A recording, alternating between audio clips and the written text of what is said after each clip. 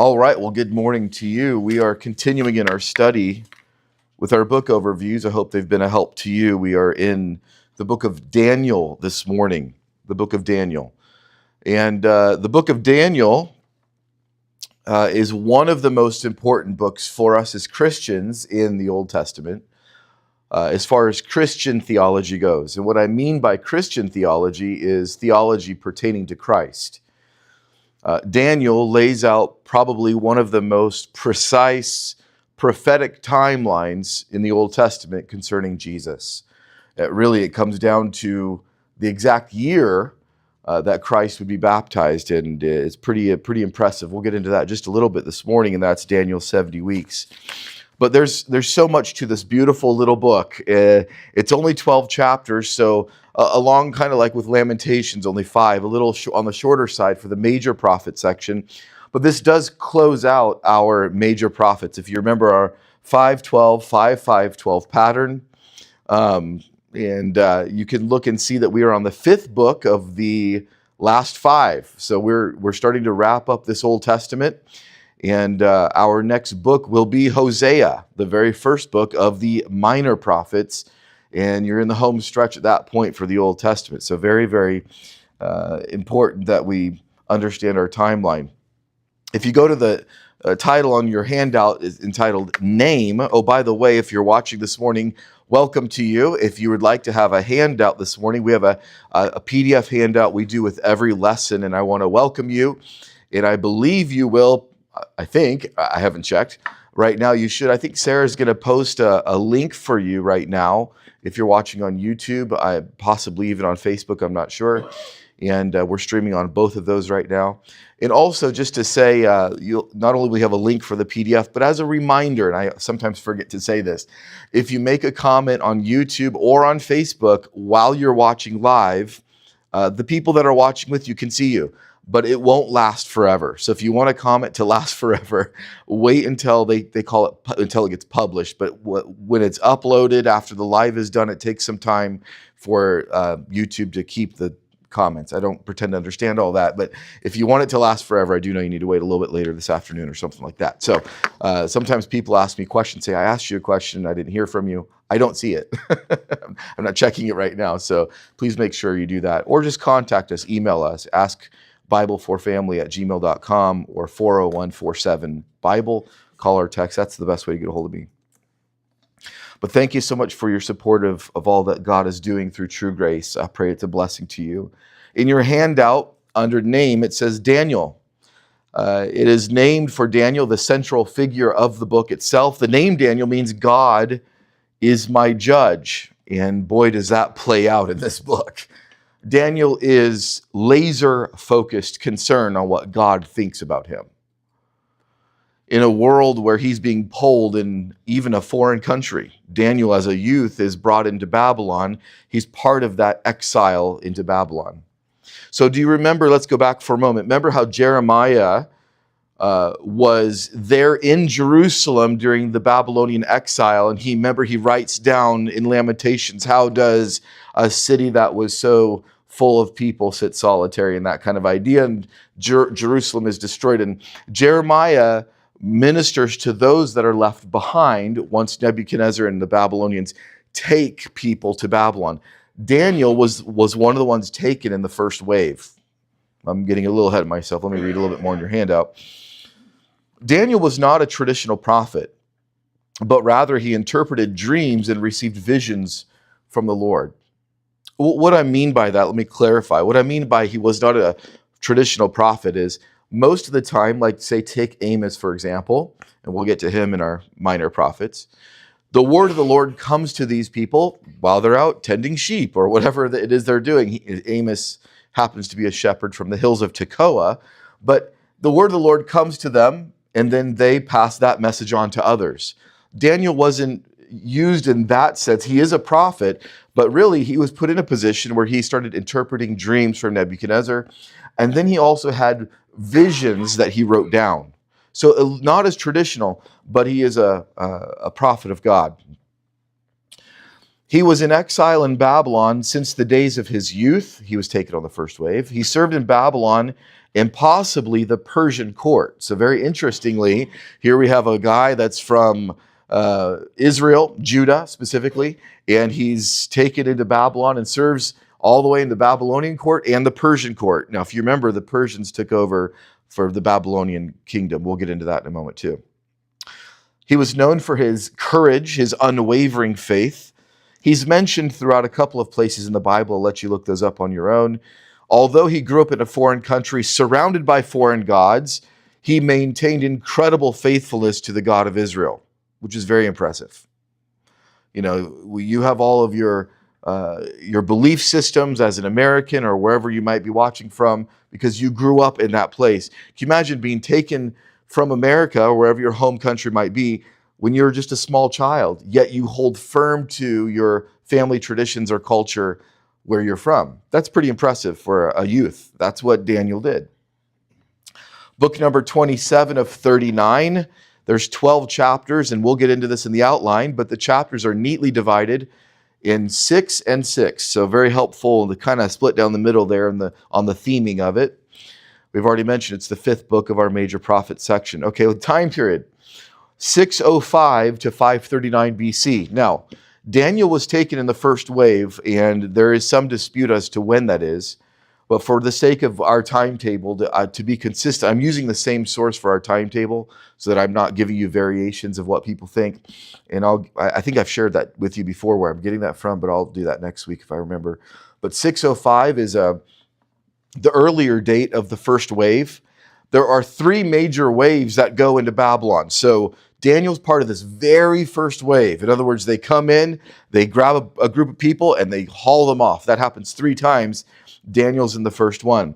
Now, I kept up there when the temple's destroyed, as you can see in your handout, 586 BC. So what do you know from that? Well, if these dates are correct here on the 605, then that means that Daniel is in captivity for those 5 years to get it down to 600 and then 14 more. So he's in there for 19 years by the time the temple's destroyed. So the temple is standing, in other words, for 19 years while Daniel is in the Babylonian captivity. Very interesting. Remember, it was Ezekiel that told them the temple will be destroyed. They're going, no, it won't be destroyed. So just so you kind of understand our timeline here. What's the general theme of this book? Well, the general theme of the book is God's faithfulness during the Babylonian exile. Now, if you go ahead and look at your handout, if some of you have your timeline of the prophets and kings, then you can see here on the very far right side that Daniel is a contemporary of Ezekiel. And of course, he's really off the charts here because he goes past the 586 marker. But it's the general theme of the book is about God's faithfulness during the Babylonian exile. The book often will contrast just very generally. Now, let me also just say this, because the book of Daniel is so detailed, and you can spend really a lifetime studying it. As my friend Jay Rogers walks in, wrote a book on 700 pages of Daniel. But Daniel, you could spend the rest of your life studying. There's so many details of what the visions mean and all of the historical background and the context. Not only that, but also your hermeneutical lens on how you interpret visions. But for the point this morning, since we have 20 more minutes to go over the whole book, it will be very generally, I just want you to know the very general layout. We won't get into much interpretation. But basically, the book is contrasting temporary kingdoms, even talking about Judah, that it was destroyed in the temple. And then the Babylonian kingdom is taken over by the Medes and the Persians, and then the Grecian Empire and the Roman Empire. And those ultimately all are temporary kingdoms in contrast to God's forever kingdom coming through his Son. And we'll see a very clear picture of that in chapter 2. But this is also a theming of the book, is that God's deliverance for those who are faithful. There's 2 really clear examples of this in the fiery trial or the fiery furnace in the lion's den. Very interesting note, although in your outline, if you look at your outline on the bottom here of your handout, if you'll notice that I divided up the book between chapters 1 through 6 and 7 through 12, 1 through 6 and 7 through 12. That's a very easy breakdown for us. If you'll notice, chapters 1 through 6 are written in the style of historical narrative. In other words, the author is just simply writing down what happened. I walked over here. This person said this. I said this. This is what happened. Now, there's an interesting part of there of the dream, but still it's written in historical narrative. I saw Nebuchadnezzar had this dream. People couldn't interpret it and so forth. It's just telling a story. That's how chapters 1 through 6 are written. 7 through 12 are kind of interesting because they're sort of written in the same way, but it's outlining prophetic visions. I had this vision. This is the vision I had. So it's done kind of Daniel's very interesting. He's still telling what happened like you would in historical narrative, but when he goes into that section, we would consider that visions of future events, and there are things in there that are done in a prophetic vision. So we have a very neat breakdown of the first 6 chapters and the last 6 chapters. But there's one more breakdown you don't see in English, and that is that chapters 2 through 7 are written in a different language from 1 and 8 through 12. Sandwiched in the middle there is Aramaic or Chaldean. Aramaic would be the more broad term. And all the other chapters are written in Hebrew. Now, why is that? Well, because I think they're already in Babylon, and that's the language of the day there. And so he's trying to also present this to those that don't speak Hebrew. Because remember, believe it or not, even though we're so immersed in this idea of Hebrew, remember, if you're taken away as a youth, you don't learn Hebrew, you learn the language of the day. Or maybe it's like here. I know when I was a school teacher or the kids' school, there was kids that came over here. Their first language may have been Spanish, but they learned English early on. Maybe their parents only speak Spanish, but the children now speak both. And they speak English with their friends and Spanish at home. That kind of an idea. And when we go through this verse by verse, I'll go into what those chapters are about and why those are targeting different groups. But for now, just know that that's a thing. All right. The scarlet thread. Well, we could have had a lot of fun with this because there's a lot about Jesus in the book of Daniel. But just for the sake of getting us to our chapter, because I'd like to go through this chapter by chapter. So let me just kind of rush through the scarlet thread and I'll explain it more in our chapter by chapter. So there's so much imagery in this book pointing to Christ. Primarily, how the book starts is there's an image of Nebuchadnezzar has a dream in Daniel chapter 2. And the dream is a tall statue. And this statue is basically a timeline. I like to, when I teach this, kind of lay the statue on its side because we kind of see timelines on their side. The head is present and it goes all the way to the feet is future. And this timeline is explaining basically a succession of empires. The head is present, which is Babylon. It's succeeded by the Medes and Persians, which you can see that was Cyrus in this book. This is kind of interesting because this one book tells you about the next empire coming, and Darius the Mede. We'll get to him in just a little while. You see him in chapter 6. But you can see the end of the Babylonian Empire in this book. And so in chapter 2, you have a timeline where Babylon is successors that are the Medes and the Persians. They're taken over by the Grecians, Alexander the Great. So that whole time period between like Malachi and Matthew, well, about 150 years before Matthew. But that time period is Alexander the Great and the Grecian conquering the world. And they, what we call Hellenized the world. They made the world to really embrace their Grecian culture. Of course, then they're taken over by, at this point, the legs and the toes of the image laid on its side. And that's the Roman Empire. So for this morning, all you really need to know is Daniel chapter 2's image, we'll get into it in a moment, is a timeline. Well, in the image as it's standing up, Daniel also sees a little tiny stone, a little rock, and he says it's made without hands. And this little rock floats over in the image, and it just strikes the image on the feet. And this hairline fracture starts, and it topples the whole image. And then it says that little stone, as Daniel saw it, then it went over, and it becomes a great and mighty mountain. That little stone is Jesus. So this is a very interesting timeline. So there's a lot in here. Of course, we see the Son of Man ascending to the throne in chapter 7. We see the countdown to his birth, his baptism, and his death in chapter 9. Okay, let me look at some significant characters, and then we'll jump into the rest of our time. We'll kind of walk through the book. Daniel is his Hebrew name.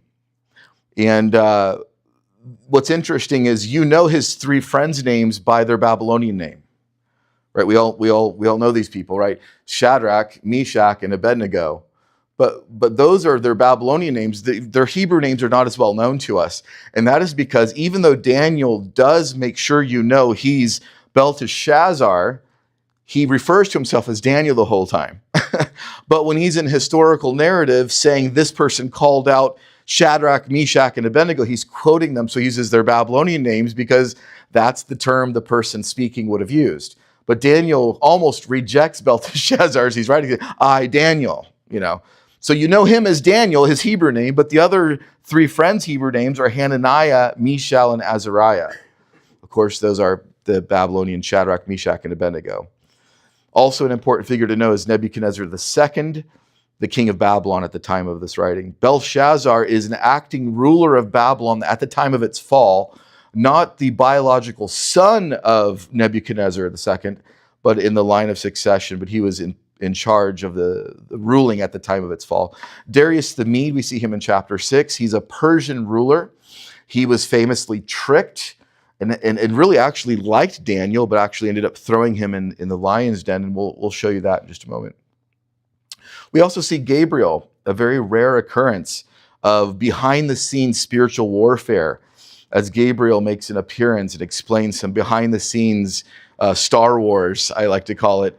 He says, I tried to get here, but I was confronted in the second heaven, by a fallen angel, pretty much the prince of the Persians, and very interesting behind-the-scenes spiritual warfare. We see that in 8 and 9. Okay, let's go through our chapters together. So if you have your Bible, I'm not going to read much at all, but I would like to just highlight a few of these and just see how far we get in the time we have left. In chapter 1, we have the very famous story of Daniel and his friends rejecting the king's meat. If you remember the story, they had all the meat the king wanted them to bring in, but the problem was that the meat that the king had didn't follow the dietary laws of the Hebrew people.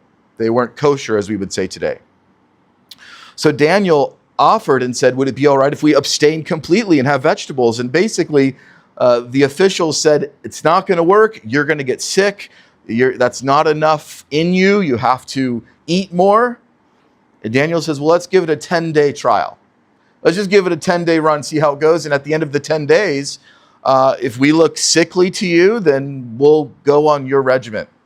Let's see how it goes. At the end of the 10 days, they're examined, and they looked healthier and fuller than the other people who were on the king's meat. So they said, okay, well, keep on as you are. And they're found faithful in that. So you can read chapter 1. That is basically what chapter 1 is. Look at verse 18. Now, at the end of the days, when the king had said that they should be brought in, the chief of the eunuchs brought them in before Nebuchadnezzar.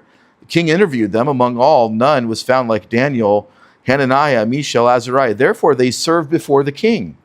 And in all matters of wisdom and understanding about which the king examined them, he found them 10 times better than all the magicians and astrologers who were in all his realm. Thus Daniel continued. Now this is a very interesting verse. Until the first year of King Cyrus. In other words, he served out his term serving in the Babylonian Empire all the way until their fall, and we see a new regime come in. I just find that fascinating that that's in the same book. Chapter number 2 gives us our dream we were just talking about. I won't outline it again, but this is where it's found. Nebuchadnezzar has a dream, but there's a little bit of a catch here. Nebuchadnezzar smartly doesn't say, hey, here's my dream, tell me what it means. Did you know if you tell somebody information about yourself and say, what do you think that means? They're going to have some idea of what that means for you. But Nebuchadnezzar said, no, if you're so smart, tell me what my dream was. That's a little bit harder, right? That kind of weeds out the fake people. And Nebuchadnezzar says, no, I'm not going to tell you anything. Tell me what my dream is, and then tell me what it means. Nobody could do it. So Nebuchadnezzar begins to wonder and says, why do we even have these wise men and astrologers and magicians? And why do we even have you people? You can't even tell me what my dream is? So he said, you know what? Just kill them all. What you bunch of liars. He saw them as liars. Bunch of useless people, kill them all. Well, it just said at the end of chapter 1 that Daniel, Shadrach, Meshach, and Abednego, as we know them, Hananiah, Mishael, and Azariah, they didn't get an opportunity. So Daniel raises his hand and says, hey, before that happens, we didn't get a shot. And Nebuchadnezzar says, all right, fine, come on in. And Daniel says, it's the Lord God who's giving me this. And they prayed about it and came in and told him, you had a dream. You had a dream of an image that went up to the heavens. He said, okay, what does it mean? That head of gold is you. And it's going to be taken over by the Medes and Persians. He told them about different metals that this thing has, all the way down into 4 successive kingdoms. And this is the order. The order is Babylon, Medes and Persians, Greece, Rome, and then a toppling right at that point of that little stone. The little stone becomes, notice the progression. The progression of Jesus' kingdom is it becomes, just like Isaiah says, they will learn of no more war. It's like that little leaven. Jesus says the kingdom is like the leaven that grows. It's imperceivable. You wouldn't put leaven in a loaf and look in your oven and go, I don't see it growing. This isn't working. No, you got to close it, walk away for 10 minutes and come back and go, oh, it grew. That's how the kingdom grows. And so this mighty mountain becomes something at that point of the Roman Empire. Chapter number 3, Daniel disobeys Nebuchadnezzar and is thrown into the lion's den. If you remember this story, Nebuchadnezzar sets up a giant image of gold. This image, I don't know if I have this in your hand. No, I do not have it in your hand. The image is something like 90 feet tall and about 9 feet wide. If you can imagine this thing. My guess is it probably looked like him. It's probably a giant gold image of himself. And they said, hey, when you guys hear this music, man, fall down and start worshiping. Well, can you imagine what you'd stick out like a sore thumb if you're standing there and 1,000 people get down on their knee to worship and you're just standing there? It reminded me of Jonathan Isaac on the Orlando Magic recently. Do you know that name?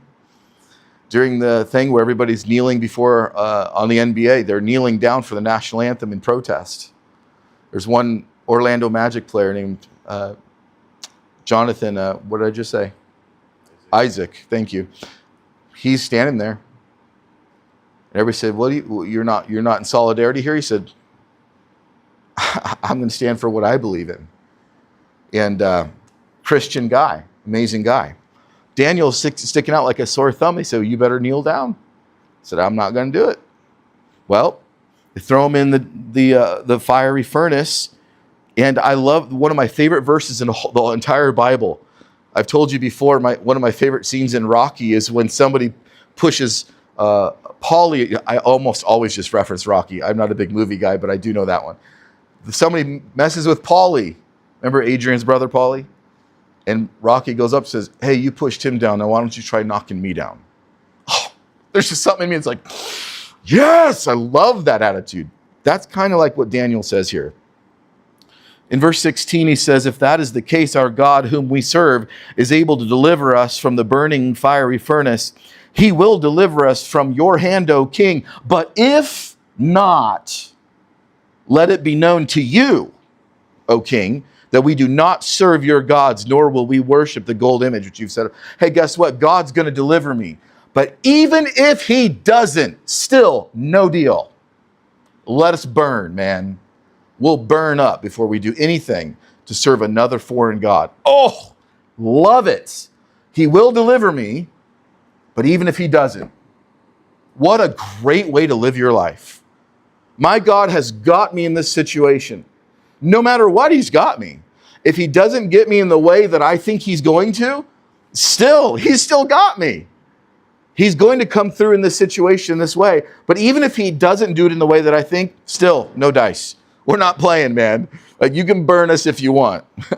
Just amazing.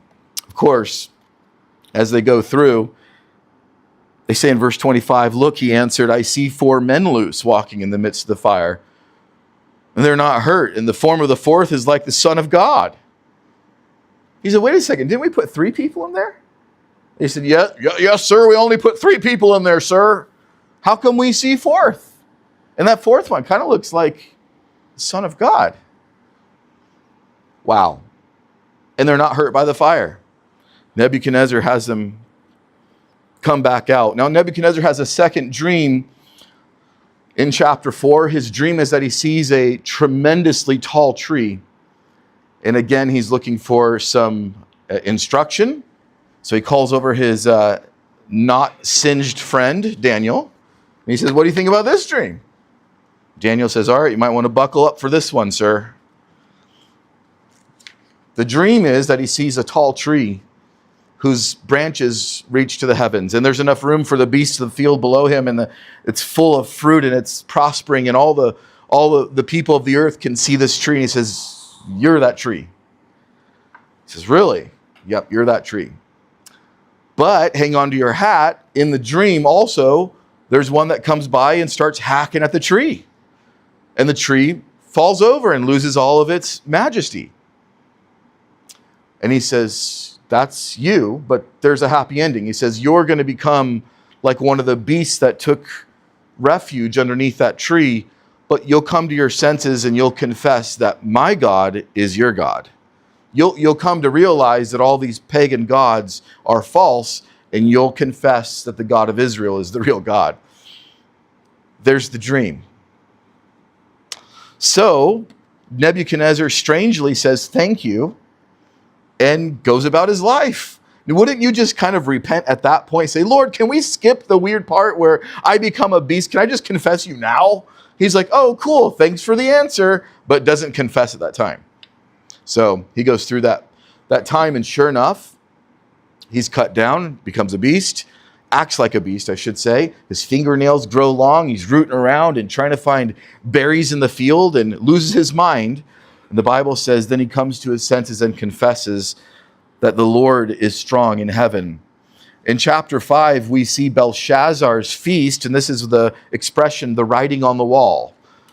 Belshazzar is absolutely decimated at that point. In chapters 5 and 6, between those two, record the end of the Babylonian kingdom. At the end of chapter 5, you can see this writing on the wall basically saying, hey, you're done. Meeny, meeny, tekel upharsin, however you want to pronounce that. That's how I've always said it. And it just means you're done. The writing on the wall. So you see the handwriting on the wall? That means your time is up. That's how we use that. Comes right for Daniel chapter 5. And Belshazzar's over. He's killed. And look at chapter 6. It pleased Darius to set over the kingdom 120 satraps to be over the whole kingdom. So now they're out. So that part in Daniel 2 of that head of gold, we're already down to the second succession right there in chapter 6. What is chapter 6? Well, it's Darius. Darius actually really likes Daniel. And he's tricked. And they notice that Daniel is very consistent in his prayer life. And, these people don't really like Daniel much. They want to set a trap for him. So they tell Darius, why don't you make a decree that anybody who prays to anybody but you, thrown in a lion's den. That's easy. He goes, oh, that sounds great. That's a great way to honor me. He didn't think through it because he actually really liked Daniel. And they said, oh, look, Daniel's still not doing that. And in his heart, he thought, oh, I can't change it. The culture was, once the decree was made, apparently they had enough sovereign power to make the decree, but not enough to change it, apparently. So Daniel in the lion's den is the story that happens in chapter 6. We get to now the break in the book. We start in chapter 7. Chapter 7 is the vision of the four beasts, and it seems to me that these four beasts are following the vision of Daniel 2. And I think that's what this is talking about, a succession of Babylonian, Medes and Persians, Grecians. The fourth beast is unlike the first three and is really a mixture of those first three.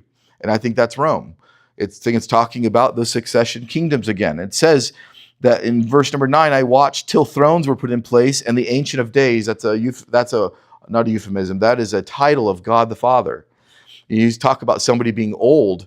He's the ancient. He's ancient of what? Ancient of days. It means he's been there. It's a word for the Father. The Ancient of Days was seated. His garment was white as snow. His hair of his head was like pure wool.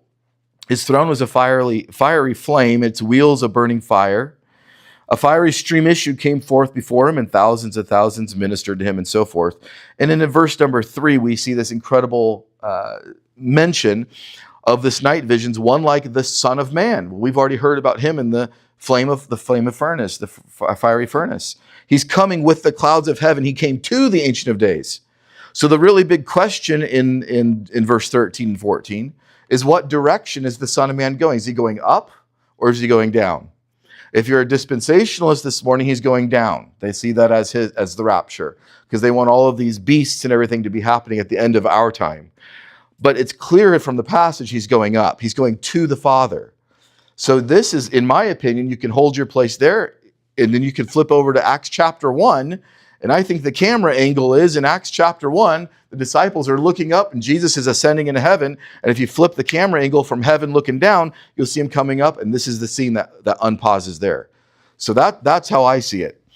In chapter 8, we see the vision of the ram and the goat.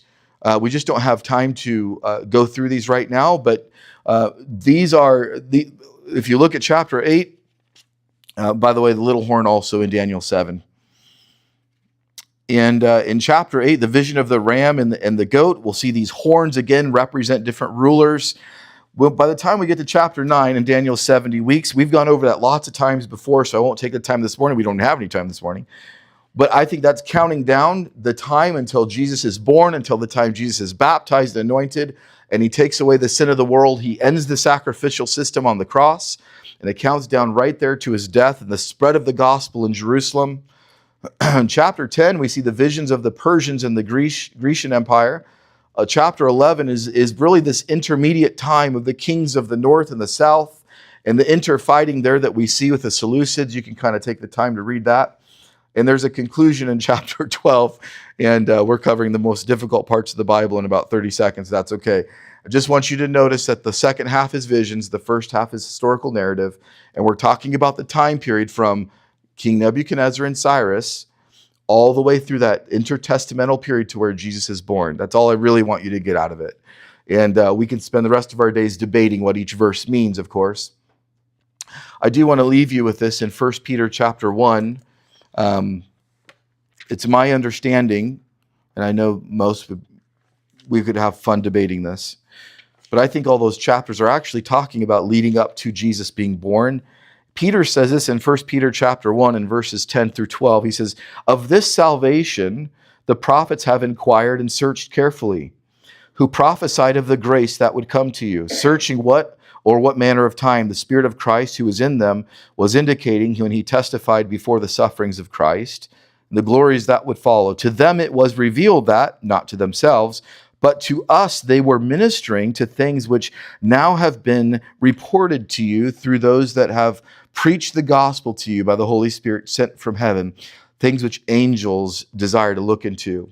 So Peter is saying they were speaking of things they didn't even know about, but now we know what they were talking about. Speaking of the prophets, they were speaking of Jesus and the gospel. I'll just say this to help you kind of bridge your gap of your knowledge here, and we'll end with this. Daniel recognized, in fact, if you go to Daniel 9, I'll do this super fast. Daniel recognized that the 70 weeks that he read in the book of Jeremiah were about to expire. He knew they were about to expire because he knew how long they had been there. And as he was praying, Daniel 9:2, "In the first year of his reign, I, Daniel, understood by the books of the number of years specified by the word of the Lord through Jeremiah the prophet, he would accomplish in the 70 years desolations of Jerusalem." So Daniel knew the 70 years are about to expire, but he begins to pray in Daniel 9 and says, "Give me understanding, give me understanding." So Gabriel comes and gives him understanding, and here's the understanding. Although your 70 years are about to be up, the point here is not going to be the 70 years until your answer, but in fact, your answer will be found in 70 times 7. So your time of your captivity is almost up, but the answer you're looking for is 70 times 7 years, which is a 490-year prophecy. And he tells them, from the time you guys are allowed to leave here and go rebuild the temple, there's a 490-year prophecy until, and that's when you get to the end of chapter 9. So 483 years until Jesus is baptized and anointed as Messiah. That's his baptism, when he sees the Spirit of God descending. And then Gabriel begins giving him insight into the interim time between then and when Christ would come. So that kind of at least helps you have some kind of an idea of what you're reading in those chapters. When we do that verse by verse, we'll have a lot of fun. But in the meantime, that is one of the most difficult books in the Bible in about 30 minutes or however long we've been talking, okay? I know that leaves probably more questions than answers, but that's just the overview for this morning. So thank you so much for your good attention, and then we'll add on that as our time goes together. And Lord willing, if we can get to that in a verse by verse at some point. So, all right, thank you for your attention. God bless you. We'll see you.